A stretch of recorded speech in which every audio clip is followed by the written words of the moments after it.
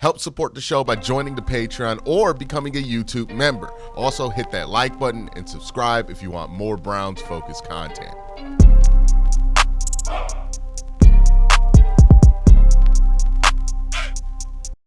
So a few things about the Browns have dropped since the end of their season. They have fired Ken Dorsey, the offensive coordinator. If you watch my video about guys I expect not to be back next year, Ken Dorsey was at the top of the list there. Just seemed like somebody who was brought in for a purpose, and that purpose no longer exists. Another guy on that list was Andy Dickerson, because it seemed like everybody else was coaching offensive line for the Cleveland Browns except Andy Dickerson.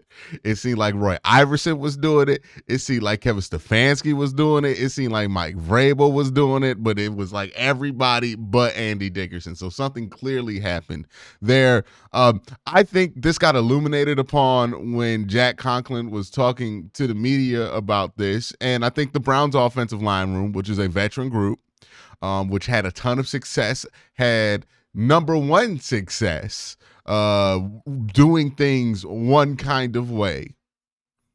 They bring in a new offensive line coach who also happens to coincide with a change of offensive line philosophy that I think came from Ken Dorsey more so than it came from Andy Dickerson. But they changed some stuff there. The offensive line room, not very excited about that.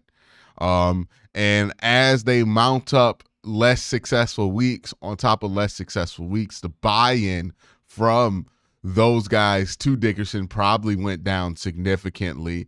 And then it got to the points where Jack Conklin said at the end of the season, I just hope we go back to doing what we've always done, which works, which is kind of a reflection of where a lot of people are with the Browns, the Ken Dorsey experiment. And I think the final thing that took people over the edge was the Deshaun Watson experiment, right? It was one thing when he was struggling to run an offense that we have run successfully with other quarterbacks. It's another thing when you change that offense to get more out of him, and then you get less out of him during the regular season. The firing of Ken Dorsey, the firing of Andy Dickerson, all of this stuff does not bode well for the people who think Watson has a large future here in Cleveland. All of this stuff points towards the Browns leaning back into the stuff that Kevin Stefanski does well. If you remember that ESPN article, there was a part of it where Watson's camp, or people from Watson's camp, mentioned that the Browns actually need to go further when it comes to building an offense around Deshaun Watson and just mold the whole thing around him, as if they didn't try to do that this offseason. And that was the reason that it didn't work with him, hilariously enough. This tells me that they're going the other direction, right? There's what the Watson people want. There's what Kevin wants and the core of the roster wants. They're going back to doing what Kevin Stefanski does well, which is wide zone, which is the West Coast offense. Now, I will say this. While I do think leaning into the core fundamental philosophies of the things that Kevin Stefanski does well is overall good for the team, I don't think they should just stop at bringing back the old plays. They have to also modernize and elevate this offense from what it was the last time they ran it, because this offense still had issues even in 2023. It just was more preferable issues you wish to deal with than what they had now. They still struggled to run the ball in 2023 when they were doing the Kevin thing. They still struggled to keep the offense going consistently in 2023. They need to not just be satisfied with moving backwards in keeping the Kevin Stefanski system. They need to also understand that they need to find somebody who can help elevate the offense, modernize it, without having as little overlap as like Ken Dorsey's system had over this, right? Like a Clint Kubiak would be a name that I would be pretty excited about. The Browns could get their hands on him as offensive coordinator. But honestly, this is a situation where I don't expect to know the name or be super familiar with whoever they bring in to be offensive coordinator. I expect this to be somebody who's up and coming in the West Coast offense world that we don't really know about. Maybe they're a quarterback coach right now. Maybe they're a pass game coordinator with somebody. But I don't think they're going to bring in another super well established name to be offensive coordinator. But I hope whoever they bring in can add some new elements to this offense, because they still need to do that. And the one criticism I think is the loudest on Kevin is when it comes time to run or elevate or add to that base Kevin Stefanski offense, he has not done a great job at being able to do that. There were the tries that they had last year with Alex Van Pelt. I thought those were pretty underwhelming.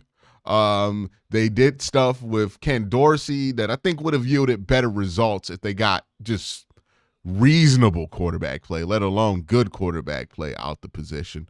But still had its issues, especially in the run game, with run blocking. He's got to figure that out, right? Like you can't just lean on pure Kubiak stuff. You got to be able to elevate the Kubiak stuff for the modern game. I mean, adjust it. And I think Kevin, as good as he's been at some things, he's a 2-time coach of the year, and he's had success in Cleveland that nobody's had since Bill Belichick. One of the things he's really struggled at, in my eyes, is making sure this offense grows with him. So this will be a big test for him. I think he needs to bring in somebody who's as familiar with the West Coast offense as he is, but also can help elevate and add things to it, because it seems like there's a struggle there in predicting what the league trends are going to be and predicting what's going to be able to beat the league trends. Like, they need to bring in somebody who's familiar with that offense, but also creative. I think that should be the mandate. Whether we are familiar with that name or not, I could care less. But they fired Ken Dorsey. They fired Andy Dickerson. These things seem to follow a pretty straight through line of what's going on with the team.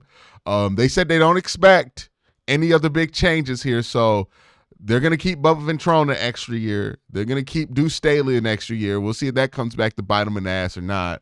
I'm not confident that the Bubba Ventrone keeping him an extra year is not going to come back to bite him in the ass. I haven't been happy with him for like a while. But we'll see what happens there. But that's what Kevin's doing. Kevin had a press conference. Myles had a press conference too, where he talked about some things, and I want to have a conversation about that as well. But first, let's talk about what Kevin was saying in his press conference. Let me bring it up right here. All right, so the first quote from Kevin says, about JOK. He's been gathering all the information he can on his health after a neck injury ended his season this year. When JOK is expected to play next season, he said he's hopeful. So that's good news. They're hopeful that JOK can play.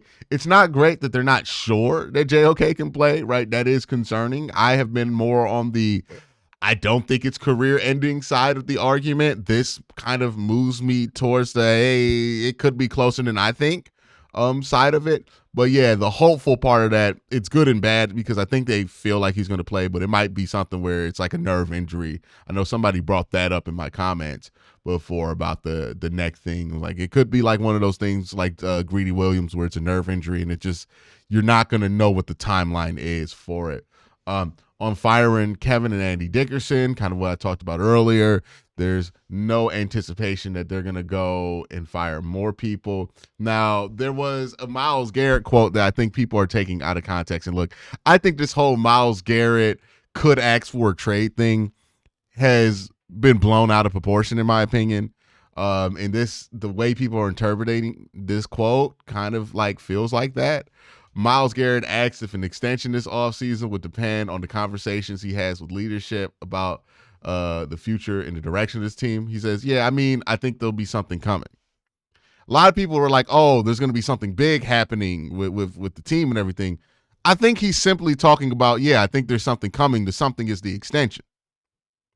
Like, he's probably going to sign an extension in July. There are things that can happen that are outside of Myles and the team's control that can delay that extension another year. But I think Myles is pretty on board with the Cleveland Browns and what the plan is. I think he was just worried.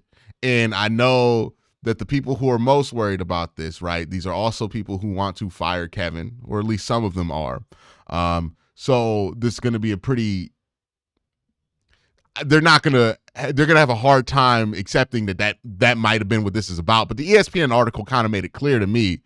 The Myles Garrett stuff was about Myles' concern that the Browns are going to fire Kevin.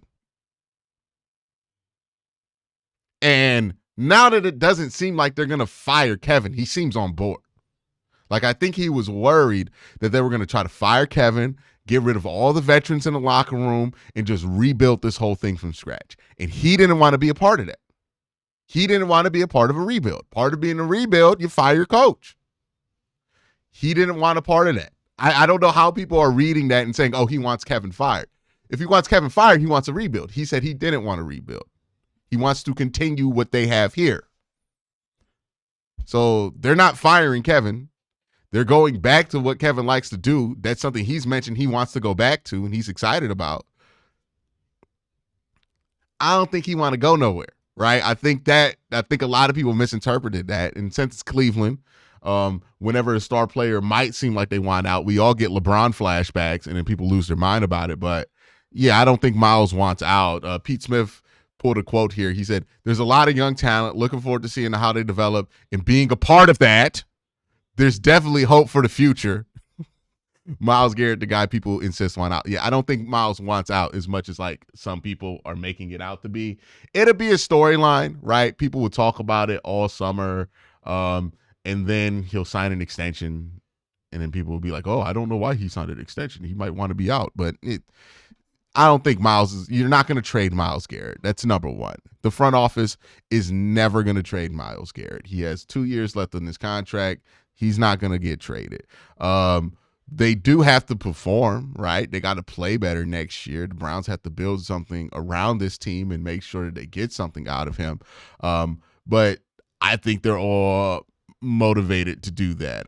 So, yeah, Myles, I think this whole thing's overblown. This guy is somebody who played week 18 in a meaningless football game. He's always been somebody who shows up, plays for the team at the last, like even until the last drop. Remember the year where Baker Mayfield quit at the press conference basically and decided to not play the last game. And then Myles played that game even though he had an injury on the injury report as well. This is who Myles is. He's frustrated. He doesn't want the team to take giant steps back or repeat cycles that they did in the past, but he also wants to stay in Cleveland. Like, if he didn't want to stay in Cleveland, he would have bought a part of the Dallas Mavericks, where he's from, right? Or Houston, somewhere in Texas that's more related to where he's from. He wouldn't have bought a part of the Cleveland Cavaliers. Because, this is a guy who wants to stay. And he just doesn't want to be a part of the Browns basically tearing it down and deciding we're going to go 0-16 again to tank, right? Like, he don't want tank. I think that's the more proper word for what he wants to do, but he knows he can't say that word in a press conference. He doesn't want to tank. The Browns aren't trying to tank. And they've made it clear to him they're not trying to tank. He's not going to go anywhere. But that, I think, it was his concern. I think he was concerned about tanking. The Browns trying to tank and just going through a whole season not trying to win. That's not the case. I think they've assured him that they're focused on winning. They're going to put things in place to be able to win. And they're going to make some decisions at quarterback that hopefully make it easier to win going forward. And you can already see they're moving back to a style of offense they had much more success with than they did this year. Been a long season. A lot of people feel in a lot of different ways. But this is where the Browns are at. There'll be more news to drop. I'll talk to you again after the 1 o'clock window to talk about where the Browns draft position lies. But that's it right there. Y'all have a great day. Have an even better night. Peace.